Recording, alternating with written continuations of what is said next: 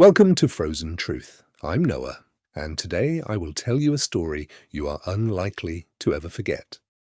When the butt of the rifle struck Sarah between her shoulder blades, she fell face first into the icy crust. A salty taste filled her mouth. She didn't scream. At that exact second, a searchlight flashed on the far edge of the perimeter and immediately went out. Somewhere in the darkness, a siren wailed. The guards exchanged glances. A supply truck, entering through the inner gates, had snagged a cable support. Part of the outer fence plunged into darkness. The guards rushed toward the gates. One turned toward the noise. The third had no time for her. Sarah Mitchell had been waiting for this exact moment. She had waited for 8 months. She sprang up, rolled into a snowbank by the technical corridor between the fences, and crawled under a damaged section of the mesh, the very one she had spotted back in the summer during maintenance work. Behind her, voices shouted, searchlights clicked. But it was already too late. Within a few seconds, she was past the outer perimeter and running toward the taiga. Ahead lay freedom or death. February in western Siberia does not forgive. This is not a metaphor. It is a medical fact that Sarah knew all too well as a paramedic. At -28 degrees, exposed skin loses sensitivity in 12 minutes. Then necrosis sets in. Then amputation. Then death. In a sequence where the tiger takes its time but never stops. She had been running for 3 days now. Over those 3 days, she slept only in snatches, a few hours buried in the snow beneath fir branches. The fingers on her left hand were nearly numb. 2 fingernails had turned black from frostbite. Her lips were cracked and bleeding. Her last piece of bread had run out yesterday morning. Since then, she had lived on melted snow and pure stubbornness. Several times she thought she saw the lights of a village glimmering ahead, but it was just exhaustion. Once she even stopped, hearing her mother's voice, until she realized she was talking to the wind. The paramedic inside her had long since made the diagnosis. Severe exhaustion, hypothermia, dehydration. Under normal conditions, such a person would be hooked up to an IV and forbidden from leaving the bed. But the tiger has no normal conditions. She wasn't running from fear. She was running because it was impossible to stay there, knowing her sentence was for someone else's crime. Knowing that the person who orchestrated it all was now likely drinking coffee with milk in a warm office, thinking about something else entirely. Major Ryan Blackwood, her former fiancé. Sarah didn't allow herself to think about him for long. Only briefly, like touching a hot object to a burn, quickly to gauge the pain and then pulling away. The tiger stood silent around her, like a warehouse where everything had been counted long ago and is no longer checked. Pines 3 girths wide. The icy crust held her weight, 49 kilograms after 3 years of prison rations. A wind from the north, smelling of pine resin and someone else's smoke. Smoke meant habitation. Smoke meant danger. She veered to the left. On the 4th hour, she saw blood. First trampled snow, then a strange track, not an animal's, not a ski trail, a dragging mark. Someone had dragged something heavy, or someone. Sarah stopped. Every instinct told her, walk past. You are a fugitive. You cannot afford to be noticed. You cannot leave tracks near anyone else's. You are forbidden from everything. But she was a paramedic. For 8 years before the camp, she had answered calls in villages just like this, where there are no roads and an ambulance would never reach. Either you or no one. It had long ceased to be a mere profession. It was part of her spine. She followed the trail. After 120 paces, she saw him. A man was tied to a pine tree. Both hands were behind his back, the rope secured with a knot by someone who knew exactly what they were doing. His head rested on his chest. An expensive goose-down jacket was slashed along the left side, not by a beast's teeth, but by something sharp and deliberate. Underneath the jacket, a sweater was soaked with a dark stain. The blood had already stopped flowing. On a freezing day, it stops quickly. This was both good and bad at the same time. Sarah approached. She placed her fingers on his neck. The pulse was thready, weak, but it was there.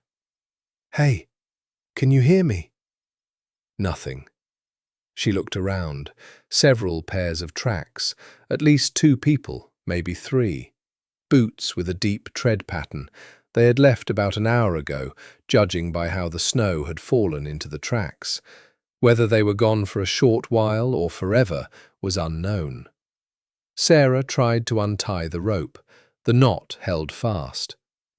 She began to unwind it, loop by loop, slowly, carefully. Her fingers in torn gloves wouldn't cooperate, but she worked methodically. When the final loop came undone, the man began to slump forward. She caught him, lowered him under control to the ground, and turned him onto his back.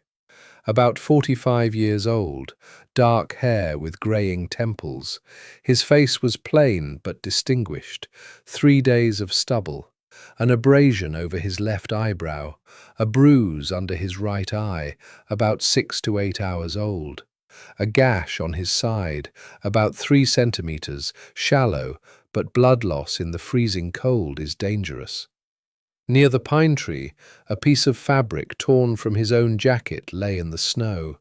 Sarah fashioned a pressure bandage out of it. Then she checked his pockets. In the inner pocket were documents. She opened them. An international passport, the page with the photograph, Nathan Wolfe. She didn't immediately realize where she had heard that name. Then she remembered. In the camp there was a newspaper, an old one from 2021 that someone had used as bedding. On the back page were business news, a photograph of a man at some forum. The caption read, "Nathan Wolfe, owner and CEO of the Wolfe Group. Net worth, estimated by Forbes, $3.2 billion. She looked at the man at her feet, then back at the passport, then back again. A fugitive convict from the 3rd sector of penal colony IK-17 was holding the documents of one of the richest men in the country. A man whom someone had deliberately brought into the taiga, tied to a tree, and left to die in the freezing cold. In another pocket, she found a wristwatch, old, with signs of long wear. The glass was cracked, but the second hand was ticking. The mechanism still worked. On the inside of the back cover was an engraving. Sarah brought it closer. N. Always forward. Mom. 1998. And a small photograph under the glass, a young woman holding a boy of about 8. Both were laughing. Sarah put the watch back. In a third pocket was a satellite phone, drained to 0. The man groaned. "Stay down," she said. "Don't move." 300 meters to the southwest, she found what she was looking for. An old forest cabin, abandoned, with a partially collapsed roof, but the walls held.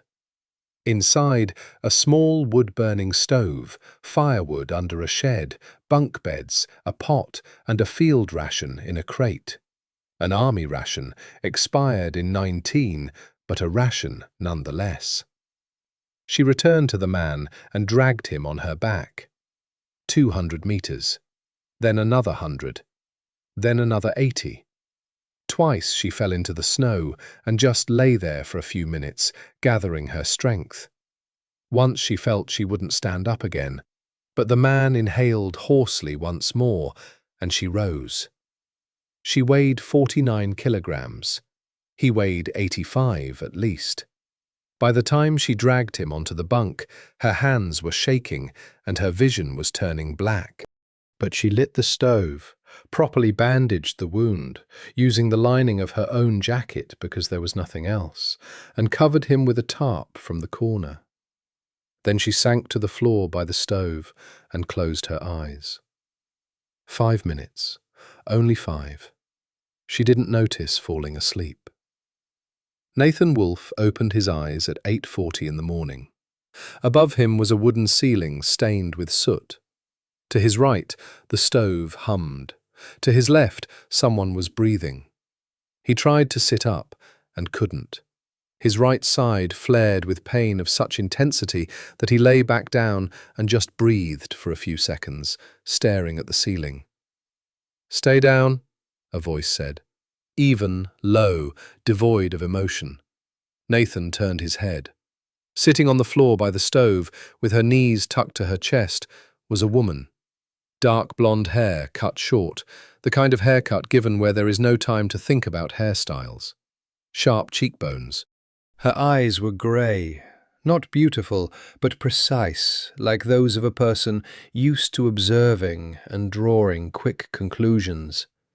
A jacket from someone else's shoulder, clearly a man's, 3 sizes too big. There was no lining.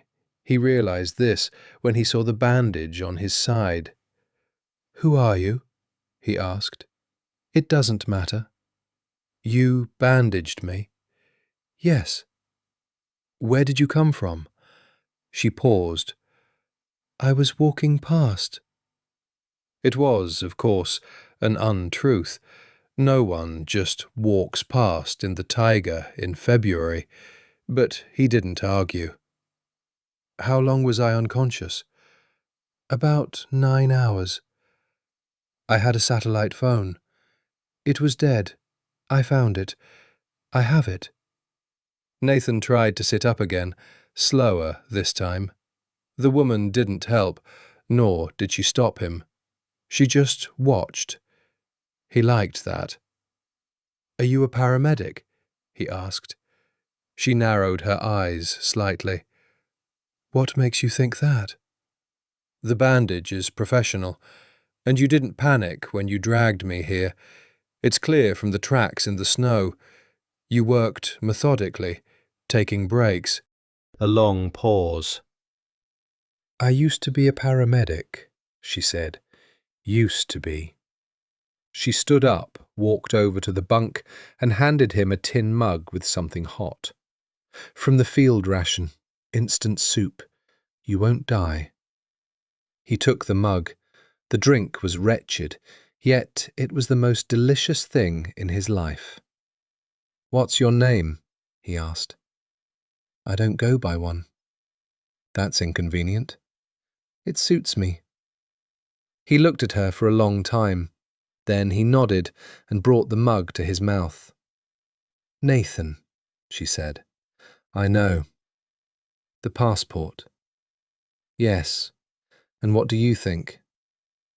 She took a mug for herself and sat back down on the floor. "That someone really wanted you to die in the woods, and they did everything to make it look like an accident or a disappearance." A pause. "Do you remember who did it?" Nathan stared into his mug. "No," he said. That was also an untruth. But she didn't say it out loud either. Outside the window, dawn was breaking, grey, devoid of colour, like chalk drawn on a dark blackboard. The phone needed charging. Help needed to be called. Nathan understood all of this. But first, he needed to figure out who was sitting by his stove and why she was walking past. "You're on the run," he said. "The jacket isn't yours. You haven't given a name. You found me in the taiga in February and weren't surprised by me or by what's happening. You are no random passerby."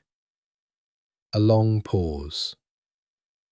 "You have a good analytical mind," she said, "for a man who was just left to die." What do you want? Nothing. Everyone wants something. She raised her gaze to him. I want you to survive, simply because I'm a paramedic, not because you're a billionaire. Nathan was silent for a few seconds. All right, he said finally. I believe you. She stood up, walked to the window, and looked outside. We need to leave before noon. The ones who left you might return. I know a trail. A 2-hour walk, a small settlement. There's a phone there. And what about you? If there's a phone, there are people. Is that a problem for you? She turned around. For the first time, he saw something in her eyes other than pragmatic calmness. Not fear, something heavier than fear. My problem, she said, not yours. Nathan Wolfe, who had never in his life been told, not your problem, in such a voice, the voice of a person who doesn't beg or wait, but simply states a fact, for some reason fell silent. And for the first time in 9 hours, he felt warm. They set out at 10:30. She walked first, choosing the trail, occasionally looking back. Nathan followed her in silence. His side ached, but he didn't speak of it. She could see it by the way he held his left arm, pressed slightly against his body, and by the hitches in his breath on the climbs. After 40 minutes, she stopped. Hold on. She felt the bandage through the jacket. It's holding, but we mustn't rush. I'm not rushing. You are rushing. You are taking wider strides than you should right now. She looked at him. Are you afraid? That they'll come back? Silence. Yes, he said. You're right to be afraid. We'll make it. They walked on. After 20 minutes, he said, Ask me. About what? About whatever you're curious about. I can see you're holding back questions. You know who did this, she said, not as a question. A long pause. I have an idea, he said at last. My brother, Edward. He's the elder one. Sarah didn't reply. She waited for him to continue.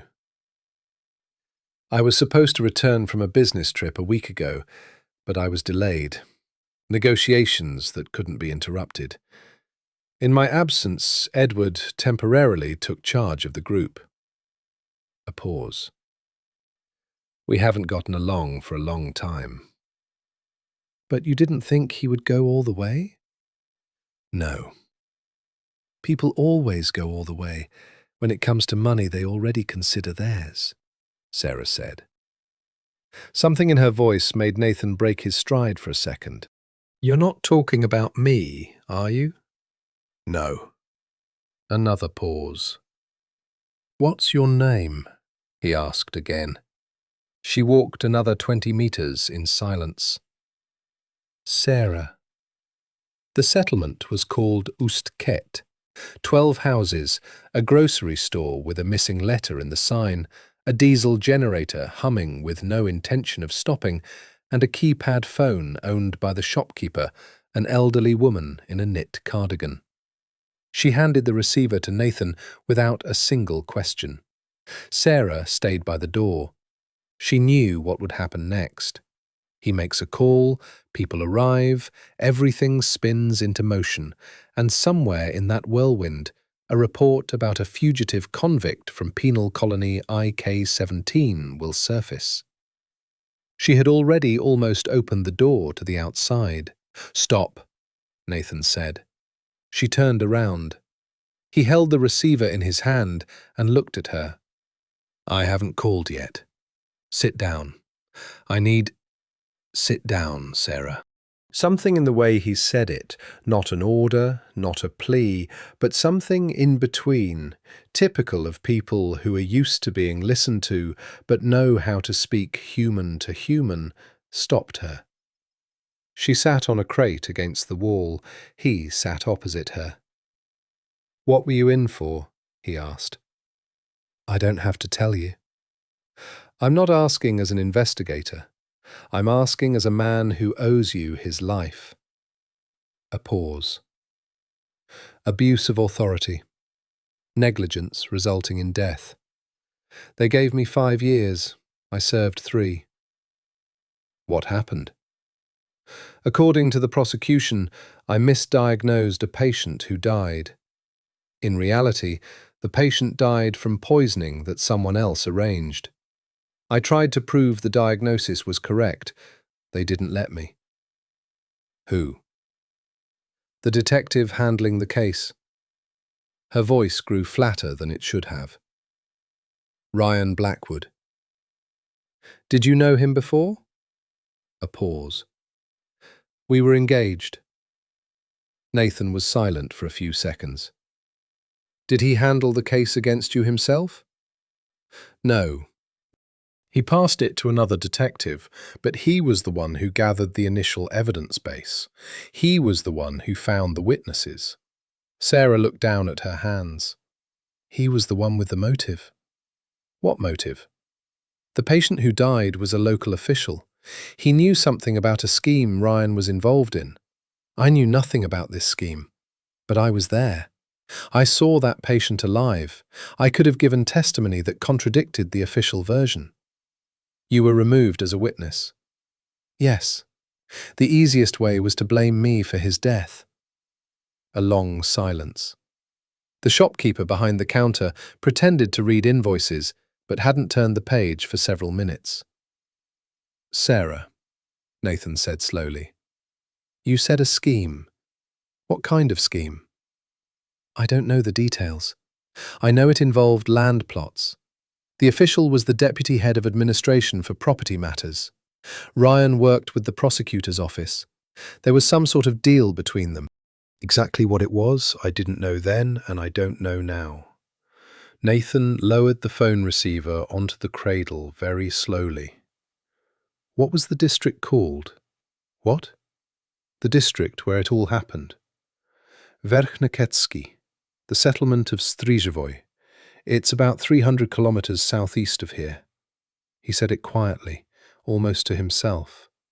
Something new appeared in his expression, not guilt, but close to it. Sarah. One of the subsidiaries of the Wolf Group acquired land plots in that area through intermediaries back in 2019. We didn't check the cleanliness of the chain as deeply as we should have. A pause.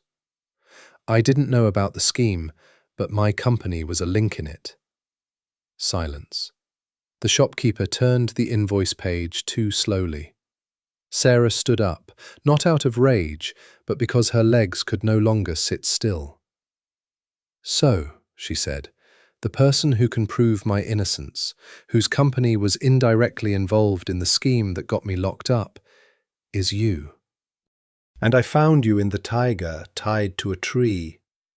Yes, it's not a coincidence. No, he said, it's a very tangled story. It has a beginning, it has guilty parties, and it has, I hope, an end. He picked up the receiver again. Will you stay? She looked at him for a long time. Do I have a choice? You do. You can leave right now. I won't report you to the authorities, the word of a man whose life you saved. A pause. I'll stay, she said. He dialed the number. The helicopter arrived 4 hours later. All that time they sat in the store. Sarah ate army biscuits that the shopkeeper had found somewhere in the back room. Nathan drank tea and talked on the phone, short, specific, without extra words. It was obvious that crisis situations were nothing new to him. It was just that they were usually of a different kind.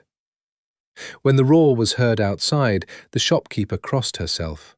Standing by the helicopter was a man in a black coat, clearly flown in from the city. An expressionless face, a professionally neutral gaze. A personal assistant, Sarah guessed. The type of person hired precisely because their face reveals nothing under any circumstances. Nathan, he said. Daniel. This is Sarah Mitchell. She is flying with us. Daniel glanced at Sarah, at the oversized jacket, at the face where 3 days in the taiga had left their marks. I need to check. Daniel. There was so much in that single word that the assistant shut his mouth and nodded. As you wish. They got into the helicopter. Sarah looked through the window at the taiga fading below, endless, dark green, indifferent. Where are we flying? To Tomsk. I have an office there, and there is something I need to gather before making the next move. What next move? Edward is in Moscow right now. In 7 days, he is supposed to officially formalize the transfer of management to me, if I show up, or to himself, if I don't. A pause. He thinks I won't show up. Is he mistaken? Yes. She looked at him. Aren't you afraid? I am, he said simply. He's my brother. We grew up together, built the company together for the first 10 years. I don't want to destroy him. I want him to be held accountable. Those are different things. Sarah turned back to the window. Those aren't always different things. The helicopter settled on its course. The Tomsk office of the group occupied the top 2 floors of a business center on the embankment. Sarah walked in wearing the oversized jacket, with the taiga still in her hair and the gaze of someone who isn't afraid to look straight ahead. The employees looked at her in different ways, with curiosity, with suspicion, with questions. Nathan didn't explain. He led her into a meeting room on the 23rd floor and closed the door. Daniel, I need everything on the Strzevoy case. The land plots, the year 2019, the whole chain, names, documents, bank transactions. That will take time. You have 2 days. And one more thing. I need information on the case of Sarah Mitchell. Verkhneketsky district, around 2020 to 2021. Investigators, witnesses, materials. Find me a good lawyer, someone who specializes in case reviews. Daniel left. They were left alone. Sarah stood by the window, looking out at the Tom River. The ice-covered river looked painted. This isn't necessary, she said. It is necessary for me. He looked at her. You need proper clothes. It's not necessary. There are stores nearby. Daniel will arrange it. A pause. You don't have to reject help. I'm used to it. I know. It shows. But you aren't in the taiga or the camp right now. She finally turned around. As long as I'm not detained, I'm not in the camp. As long as you are here, they won't detain you. Are you very confident in yourself? No. I am confident that I have resources you don't. And using them right now is not a luxury, it's a necessity. A long pause. All right, she said. It was the first all right without resistance. That same night, while Daniel worked with the documents and Sarah slept for the first time in 4 days on a proper bed and still woke up every hour because the taiga claws into your reflexes, Nathan sat in the meeting room, staring at his phone. Then he picked up the watch, opened the cover. Mom, 1998. He had been 11 then. His mother had said, "This is so you always move forward. Clocks only stop if you forget to wind them." He wound it every morning. Edward knew about this watch. They had spoken about it once, long ago, when it was still possible to talk about such things. That meant when Edward gave the order, he knew the watch would be on Nathan. He knew he was leaving his brother to die with his mother's gift in his pocket. Nathan closed the cover, laid the watch on the table, stood up, walked to the window.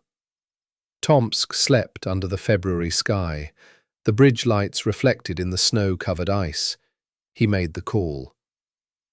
Edward. Nate. His brother's voice was even and almost unsurprised. Only almost. Where are you? We've been looking for you. Edward, quiet. Don't. Silence. 3 seconds. For a man with an analytical mind, that's a long time. The board of directors meeting is in 6 days, Nathan said. I'll be there. He hung up. The next morning, everything collapsed. Sarah came out of her room at 7 o'clock. 2 men were standing in the corridor, not Nathan's security, but others in uniform. They showed their badges quickly. Sarah Mitchell, you are detained as a fugitive convict. Come with us. Nathan stepped out of the meeting room at that exact second. He hadn't slept all night. It showed on his face. Wait. Mr. Wolfe, we are acting according to protocol. I said wait. His voice didn't rise, but it was such that both officers froze. Who sent you? A report was received regarding the location of a fugitive prisoner. From whom? That is confidential information. Nathan looked at Sarah. There was no fear in her eyes. There was that exact expression he had already seen in the taiga. I knew it would happen. Daniel, Nathan said without turning around. Contact the lawyer, Victor Solan, immediately. Have him come here, and request the arrest protocol specifying the informant. Understood. The officers exchanged glances. Mr. Wolfe, we cannot... You are detaining a person in my office. You can. He turned to Sarah. You are not alone. She looked at him. Something in her wanted to say, don't, I can handle it, not your business. 3 years in the camp turn a person into an island, first out of necessity, then out of habit. She said nothing. She just nodded. They took her away.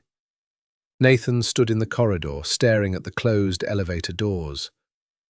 Daniel, find the informant. Judging by the speed with which they arrived, Daniel said quietly, someone was waiting for her to show up here.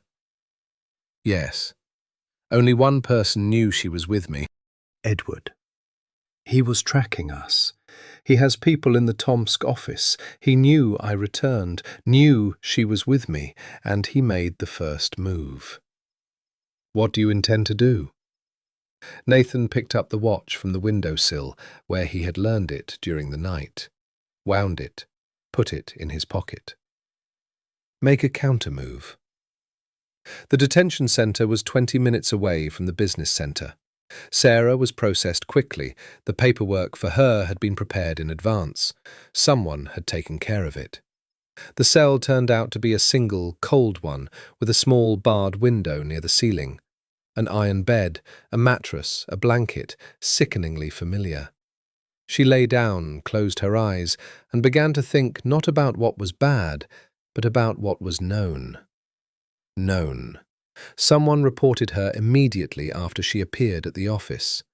Speed, a few hours. This was no accidental leak. This was pre-organized surveillance. Known.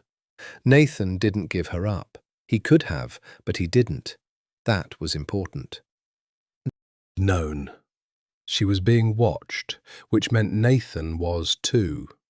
Which meant Edward Wolfe understood that his brother had returned alive, and now he needed to act fast. Before the board meeting, 6 days. She opened her eyes. The ceiling, concrete and stains of time, just like everywhere else. The lawyer appeared 2 hours later. Young, a little over 30, in a good suit with a briefcase. Victor Solan. I was hired by Wolf. He sat opposite her, opened a folder. Your status. You are listed as a fugitive, that's a fact. But you have the right to petition for a case review due to newly discovered circumstances. What newly discovered circumstances? This. He placed a sheet of paper on the table. The first results. Daniel Upton passed me a portion of the documents regarding the Stryzevoy land scheme. There are names. A pause. Among them, Ryan Blackwood. Sarah looked at the sheet. Blackwood, printed in an official document. This is enough to petition for a review. For release, not yet. Solan stood up. But Wolf told me to pass this along. He won't leave Tomsk while you are here. That is unwise. Probably, but that's what he said. He left. Sarah lay back down on the bed. Ryan Blackwood in the documents, with a name, with dates, with signatures. She felt no triumph, only exhaustion, so deep that her bones ached. The truth wasn't far away. The truth had been nearby all this time. It was just that no one had looked for it. Edward Wolfe found out his brother was alive on Wednesday morning. He drank his coffee, set the cup exactly in the centre of the coaster, called his man in Tomsk, and said shortly, "Report Mitchell." Then he stood up, walked to the panoramic window, and looked out at the city. 52 years old. 28 of them by his brother's side. First cargo transport, then logistics, then construction, then the group, which was now worth more on the stock exchange than the budget of several regions combined. Nate had always been the face, smart, charming, the one journalists loved and partners disliked, because he noticed what they wanted to hide. Edward was the shadow. Numbers, schemes, decisions better not spoken aloud. This worked, until Nate started asking questions about Stryzevoy. A year ago. Nothing specific, just questions. Where did these plots come from? Who are the intermediaries? Why this price? Edward had replied then, "That's just how it turned out. The market isn't your business." Nate said, "All right," and went silent. But Edward knew his brother. When Nate goes silent, it means he's thinking. That's when the plan appeared. Not murder. He didn't think of it as murder. The elimination of uncertainty. Accidental death in the taiga happens. A hunting expedition. An accident. Without a body in -30, they could search for months. And in 6 days, the board of directors meeting. Nathan wouldn't show up. Edward would formalize management under his name. Everything clean. But Nate is alive, and alive with that woman. Edward returned to his desk, opened his laptop. Sarah Mitchell. Found her in 10 minutes. Fugitive convict, former paramedic, Verkhneketsky district, 2021 case. He read the case files slowly. Then he stopped. Stryzevoy, 2019, the official for property matters. Blackwood was the investigator who led the initial proceedings. Blackwood worked with the prosecutor's office in the scheme, and this woman was the witness who was removed so she would stay silent. Edward closed the laptop, then opened it again. If Nathan started unravelling this woman's case, he would inevitably come to Stryzevoy, to Blackwood, to the intermediaries, to the signatures on the documents, to him, Edward. The situation just became worse than it was. He picked up the phone, this time a different number. "Blackwood, I need a meeting. Today." Major Blackwood flew into Moscow that same day. They met at a restaurant on Patriarch's Ponds. A closed room, a private entrance, no phones. Exactly how Edward always conducted meetings that shouldn't leave a trace. Blackwood was exactly as Edward had imagined him, around 40, fit, with a face that knew how to express what was needed and mask what was dangerous. "Did she find your brother?" Blackwood asked, without saying hello. Edward looked at him in silence for a few seconds. "Before we continue, Ryan, let's clarify one thing. If this story breaks out, I won't be the only one with problems. Do you understand that? No, you must understand this very well, because if I start digging into Strzyżewo, I will unearth every document from that period, every single one, without exception." Blackwood tensed slightly. "That is exactly why I'm here." "Then let's speak frankly. My brother is alive, and beside him is a person whom both of us would prefer not to see at the center of an investigation." "Has she been detained already?" "Yes, but Nathan hired her a lawyer, Solan." Blackwood's fingers tightened slightly on the edge of the table. "Solon specializes in case reviews." "Yes, if he starts digging—" A pause. "He already has." Silence. "What do you want from me?" Blackwood asked. "The documents on her case. The ones that didn't make it to court. The ones you removed or failed to attach. I need to know what exists and what might surface." Blackwood stared at him. "This is a dangerous conversation, Edward. We are both in the same boat.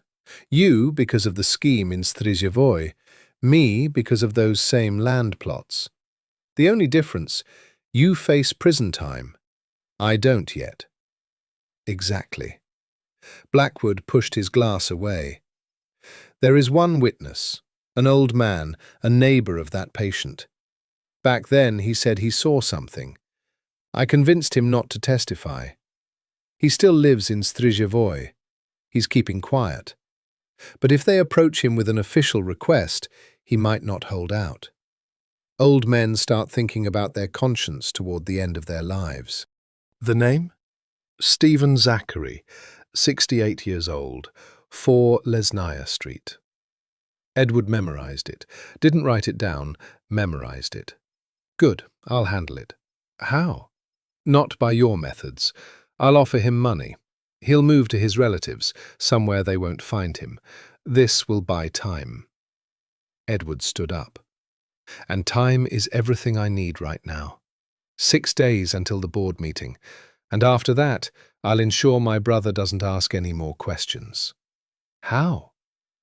Edward smiled, for the first time in the entire conversation. "By methods that aren't worth specifying." And he left. Solan reached Stephen Zachary before Edward had a chance to buy him off. This happened because Sarah, sitting in her detention cell with a pencil and a piece of paper, wrote down everything she remembered about that night. She remembered a lot. 3 years in the camp don't erase your memory. They only make it sharper, because there is nothing else to do there but replay the past.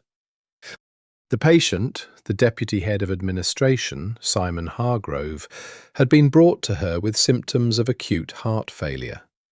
She made the diagnosis, started working, and called a team from the district centre. The team took 40 minutes to arrive. By the time they did, Hargrove was already dead. The official version, Mitchell misdiagnosed him, losing critical time. But Sarah knew he died of poisoning, not his heart. The clinical picture was completely different. There is no heart failure that presents such clinical symptoms in 20 minutes. She told this to the investigators. They didn't listen to her. Blackwood, her fiancé back then, a man she trusted, said, "Sarah, don't make it worse. You're tired. You got confused. It happens to everyone." He held her hand, looked into her eyes, and lied. She wrote about this to Solon. Everything, including the neighbour. The old man lived opposite Hargrove's house. She had seen him in the window that night. He was watching the arriving ambulance, saw who entered the house before its arrival. She hadn't paid attention back then, busy with the patient. Later, she understood. But it was too late. The case was closed. Solan went to Stryjevoy personally, found Zachary on Thursday. On Friday morning, an unfamiliar man appeared at the old man's house with an envelope and a relocation proposal. Zachary accepted the envelope, counted it, thought about it, and called Solan. "Some people came here, with money. They're telling me to move." "Don't move," Solan said. "I'm coming to see you today. I need your official statement." "Is it safe?" "Since yesterday, yes. I've arranged it with the regional prosecutor's office. You will have witness status with state protection." A long pause. "So, finally," Zachary said quietly, with the sigh of a man who had waited for this for a long time. "I saw that young man, the investigator, leaving back then. Saw him carrying something in his pocket. Saw him talking to Hargrove before he took a turn for the worse. They asked me once, didn't even step inside the door. I said I saw him. Then I got scared. There's no need to fear now. I'll be 70 soon." A pause. "It's not so scary anymore." On Friday evening, Nathan received a message from Daniel. "We have a witness. Solan is returning from Stryjevoy. Stephen Zachary, 68 years old, saw Blackwood in Hargrove's house before the ambulance arrived. Ready to give official testimony. Documents on the land scheme are gathered. Edward Wolfe is in the chain. Direct connection to Blackwood through an intermediary." Nathan read it, set his phone aside, picked up the watch, wound it. In 4 days, the board of directors meeting.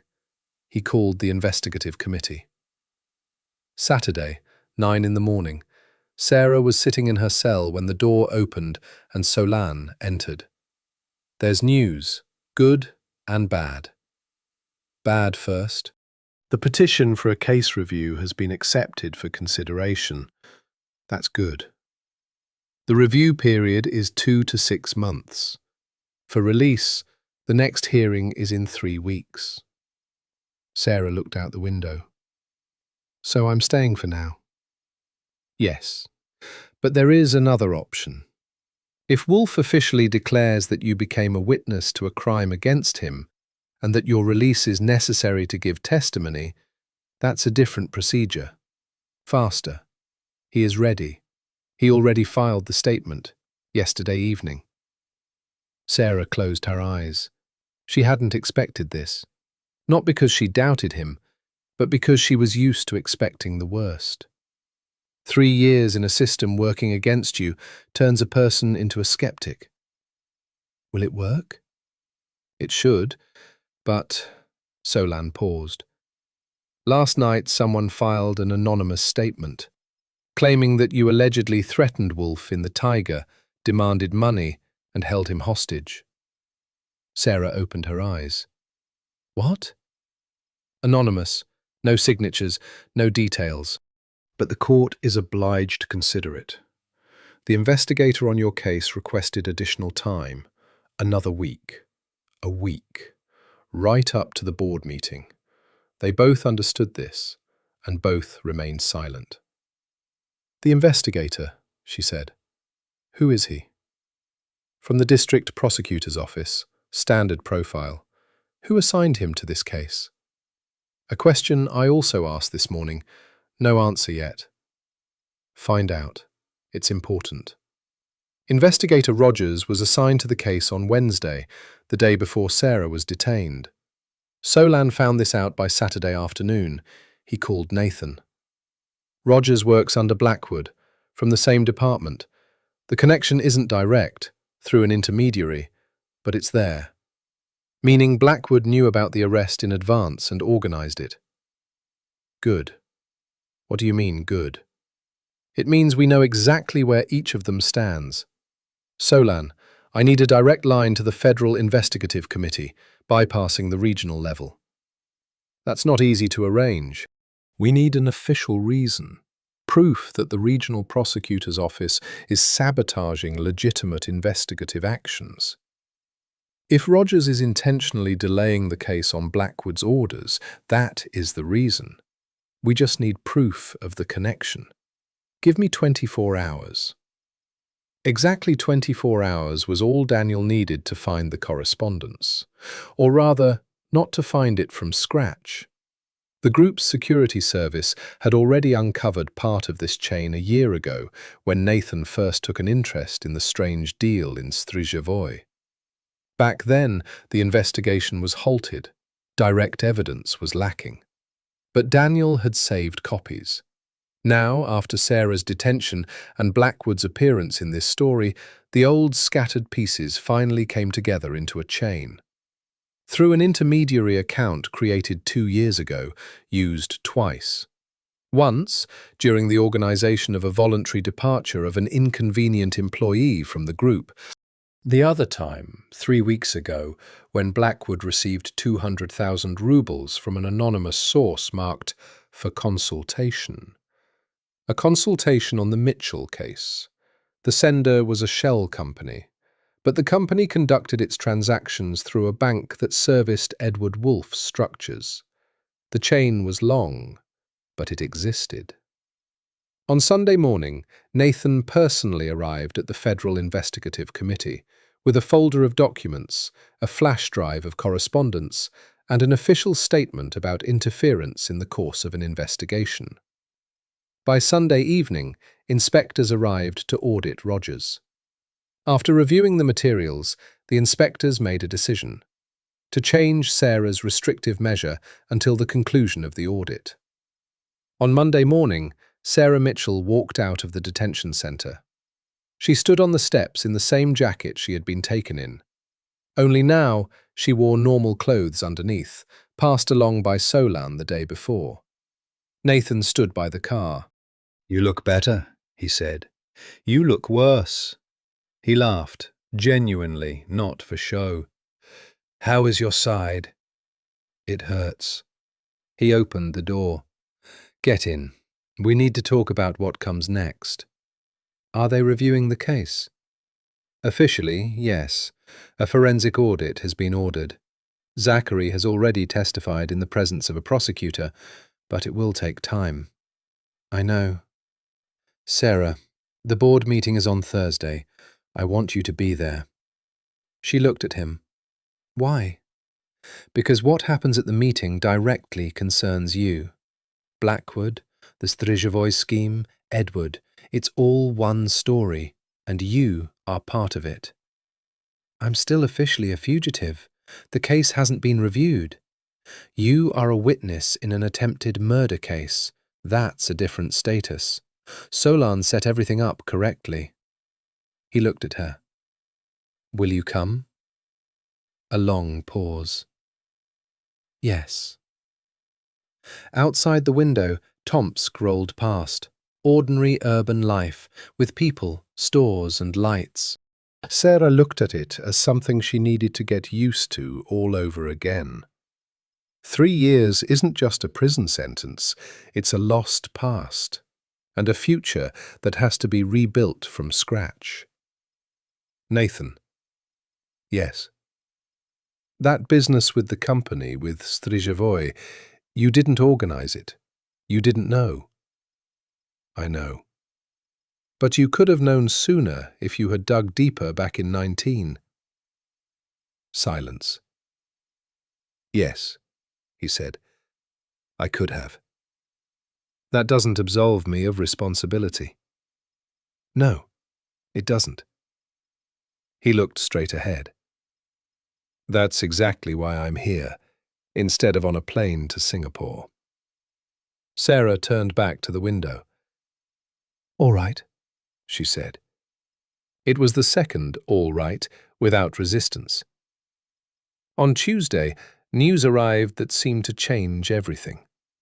Blackwood had written a partial confession. He admitted to procedural pressure during evidence gathering, but denied intent and denied any connection to Hargrove's death. It wasn't enough. It didn't clear him of any core charges. But Sorlan received the statement and called Sarah. He cracked partially, but it's enough for the court to rule on a conditional release at the next session, possibly on Friday. On Friday? The day of the board meeting? Yes, it's not a coincidence. A pause. Sarah, Blackwood wants a deal. He is ready to testify in exchange for leniency. Would he face punishment for what he did to me? For abuse of authority and falsifying evidence, yes. The sentence might be shorter than it would be without a deal, but there will be a punishment. Then fine. She hung up the phone, walked away from the window, and lay down on the bed. And then her phone vibrated, an unfamiliar number. Sarah, this is Edward Wolfe. We haven't met personally. I would like to talk. Not over the phone. I'm in Tomsk tonight. Why? To make you an offer worth hearing, in both of our interests. We have no shared interests, Edward. She dropped the call. Then she immediately dialed Nathan. Your brother just called me. Nathan appeared 20 minutes later. He sat by the desk, she on the bed. Between them was silence and what both understood but left unsaid. He wanted to buy you off, Nathan said. Yes, I refused. Good. But it means he is genuinely terrified. If he's calling a witness directly, it's not calculation, it's panic. He will make another move before Thursday. Agree. He might try to block the board meeting. Technically, he has the rights as the interim executor. He'll initiate a postponement. Some shareholders are waiting for the meeting's outcome to decide who to back. If I don't show up on time, they might support Edward. Are you sure about your people? You can never be completely sure about people. He raised his eyes. But I have an ace up my sleeve that Edward doesn't expect. What kind? When they were driving me into the taiga, I memorized things. The car, the driver, the smell, the voices. I have a good memory, and I recognized one voice. I'd heard it before, at one of the board meetings. It's a man from our own security service, Edward's man. Daniel tracked him down yesterday. He's in Tomsk right now. Will he talk? He's already talking. He was detained 3 hours ago on a kidnapping complaint. He knows if he stays silent, he goes down alone. If he talks, he gets a shot at a plea agreement. Does Edward know about this? Not yet. A long pause. So, Thursday, Sarah said. Yes. He picked up his jacket. Sarah, I want you to speak at the meeting. Not as a witness, as someone who knows the entire story from the inside. There will be journalists, shareholders, representatives of investigative bodies. This isn't just a corporate meeting. And the truth you can tell needs to be told there. Are you using me? No, calmly. I am giving you a platform, for the first time in 3 years, but it's your choice. She looked out the window. The Tom River in the dark glass. The lights on the bridge. All right, she said for the 3rd time. The board of directors meeting of the Wolfe Group took place in a conference hall on the 25th floor of a Moscow business center. 12 directors, 8 shareholders with stakes larger than 3%, 4 journalists from business publications, 2 representatives from the investigative committee, officially observers, unofficially those waiting for the right moment. The legal teams of both brothers, Victor Solan and Sarah. She entered the room in a sharp blue suit, minimal and without jewelry. Her hair was pulled back. She looked exactly like someone who doesn't beg for attention, but is used to being listened to. Edward Wolfe saw her at the door. His face didn't change, only his fingers tightened under the table. Nathan walked in behind her, without theatricality, without pause. He just entered, nodded to his people, and took his seat. "Let's begin," he said. The chairman of the board, a dry, elderly man, coughed. "On the agenda is the report of the interim manager for the period—" "Wait!" Nathan placed a folder on the table. "I have materials that must be considered before the main agenda begins. We are talking about the actions of the interim manager during the period of my absence, and about what exactly that absence entailed." Silence. "Nathan," Edward said smoothly, "perhaps this conversation should be held—" "No," Nathan said, "right here. In front of witnesses, in front of journalists, in front of shareholders who have the right to know what is happening to their investments." One of the journalists by the wall lifted his notepad.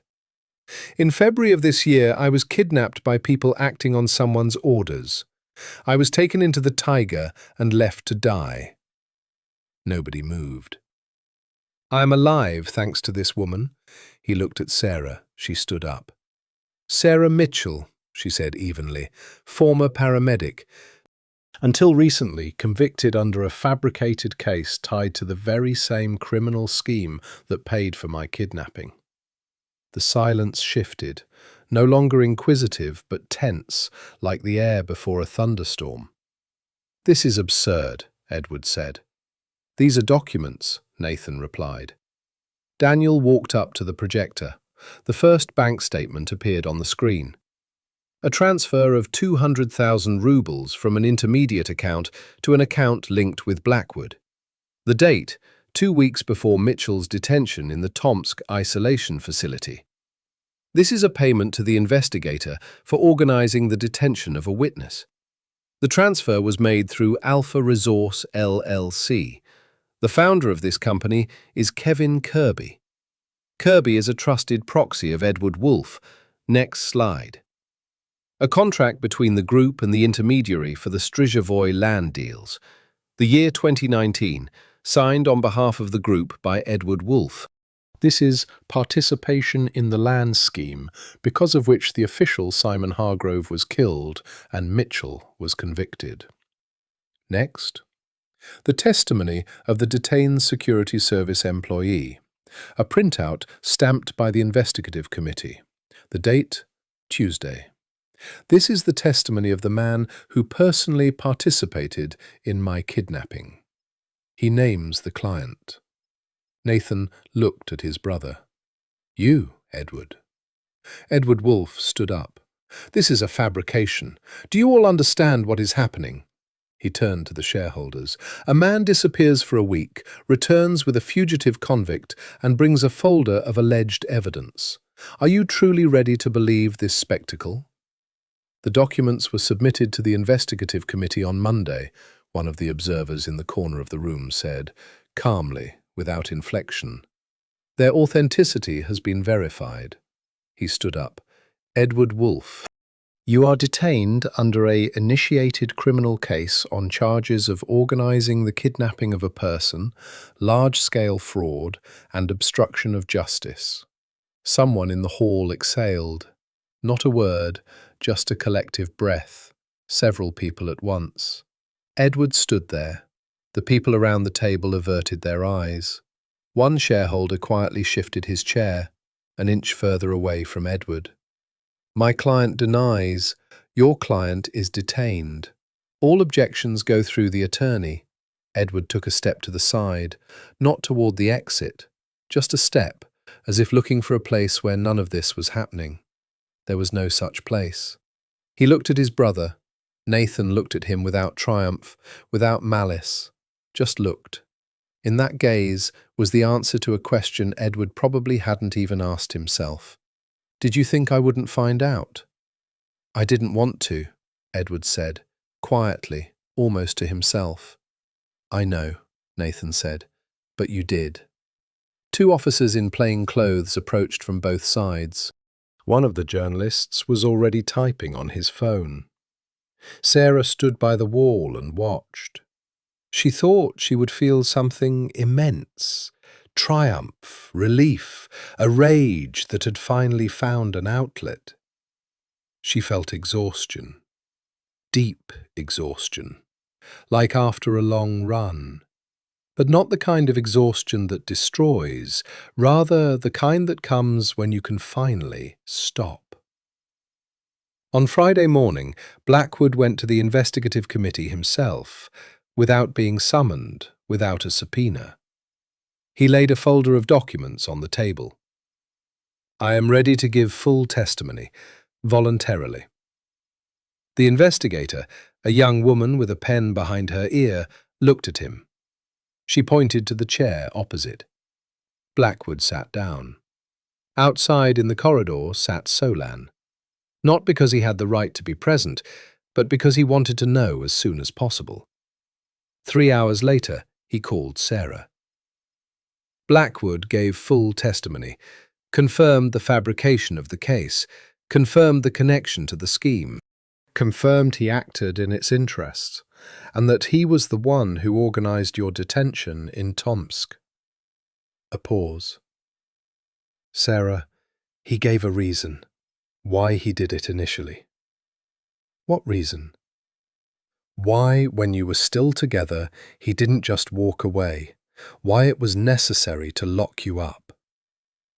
Solan was silent for a moment. He said, "I was afraid. She was near Hargrove. She heard his last words. I didn't know exactly what. I needed her to be silent, and being silent is safest under custody." Silence. "I see," Sarah said. "How are you?" "Fine. I need a little time." She hung up the phone, stood up from the bed, walked to the window.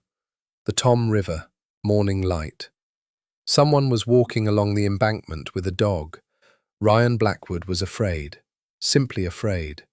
He didn't hate her, didn't wish her harm intentionally. He got scared and removed her, like one removes an inconvenient object. 3 years because she happened to be nearby. She stood by the window until she stopped shaking. Then she washed her face with cold water and left. The court reviewed Sarah's case 6 weeks later. During this time, a full forensic audit was conducted, toxicological, with an analysis of archival materials and witness testimonies.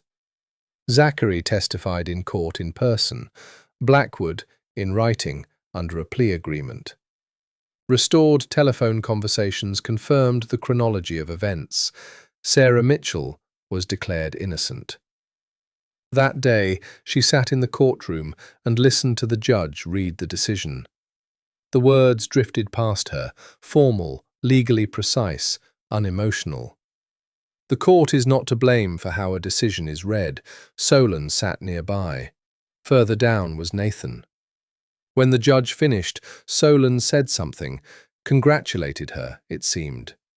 Sarah nodded, walked into the corridor. There was a window looking out onto the street. She stood by it. A minute later, Nathan approached. "How are you?" "I don't know yet." She looked at the street. "It will probably take some time before I truly feel it." "Yes." 3 years isn't just a sentence. It's habits, anticipating the worst, disbelief in the good. "I know." "You don't know." A pause. "No," he agreed. "I don't know." She finally turned around. "You didn't have to do this." "I know." "Why did you do it?" He was silent for a second. "Because my company owed a debt to you." A pause. "And because you didn't leave when you could have." "Those are different reasons." "Yes." He met her gaze. "The first is debt. The second is something else." They stood in the court corridor among people who paid them no attention. "What now?" she asked. "Now," however you wanted. I want to return to working as a paramedic. Restore my license. That can be arranged. I know it can be arranged.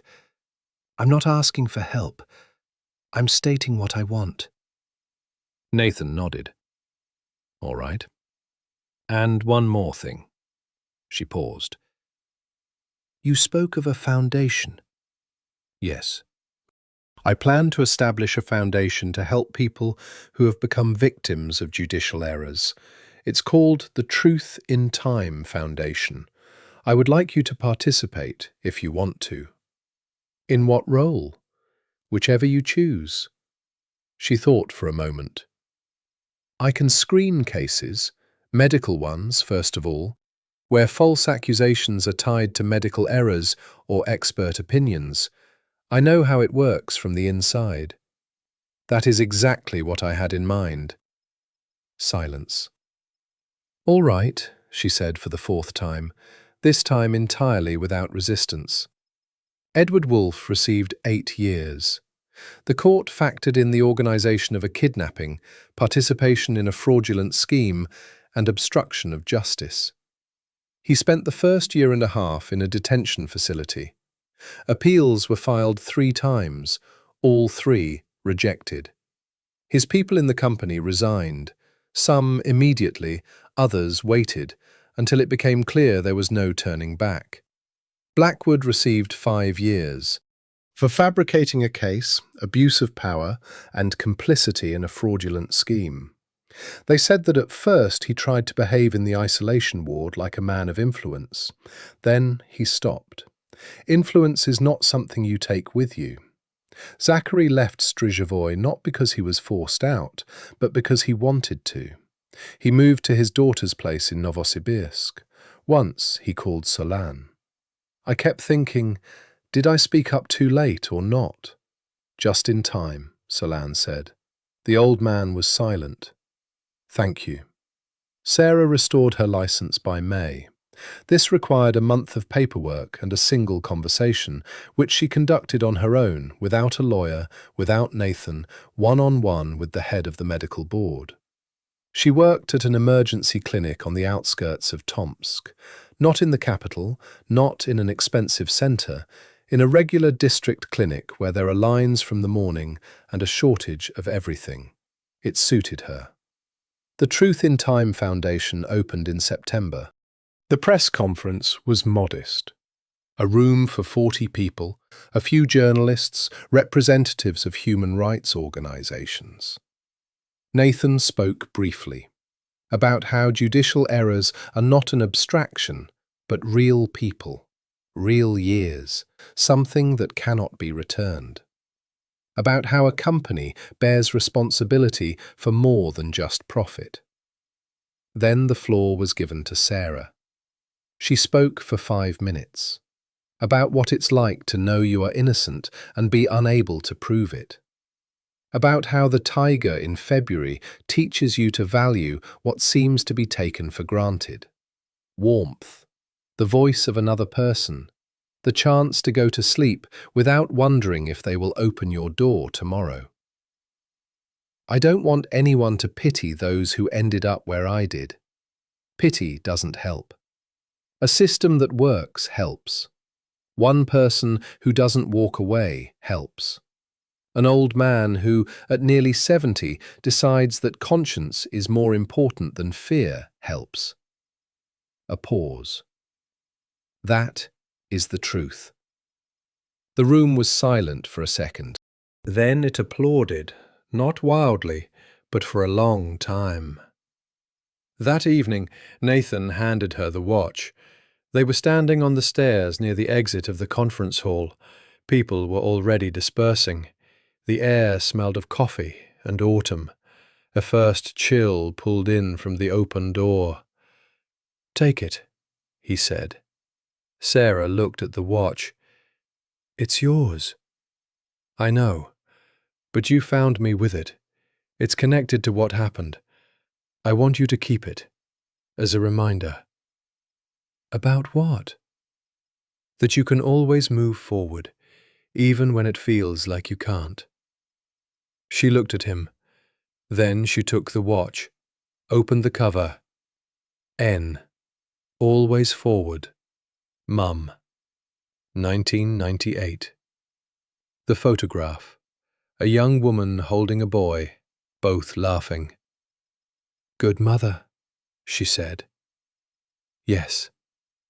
She closed the cover. The watch was ticking, quietly, steadily. Just as it should tick, if it's wound every day. "Thank you," Sarah said. For the first time, without qualifications, without "it's not necessary," without "I can manage." Simply, "Thank you." He nodded. They stood on the steps and watched as people went their separate ways under the autumn sky of Tomsk. Somewhere far away, the taiga always stands, silent, waiting for those who decide there is nowhere left to go. But you can always walk out of the taiga if you don't stop. In February of that year, so much snow fell in the Tomsk region as hadn't been seen in the last 20 years. Search teams worked around the clock. They were looking for a fugitive convict. They found a billionaire. Both turned out to be alive. Sometimes the taiga brings together those who need each other. Dear listeners, if this story touched you deeply, leave a like. It's a simple action that helps the channel grow and means a lot to us. Subscribe so you don't miss the next story. Every week, we tell stories about people who didn't give up. And write in the comments, what do you think? Can a single person change an unjust system from within? Or does it always require chance and someone else's help? Your answer is important to us.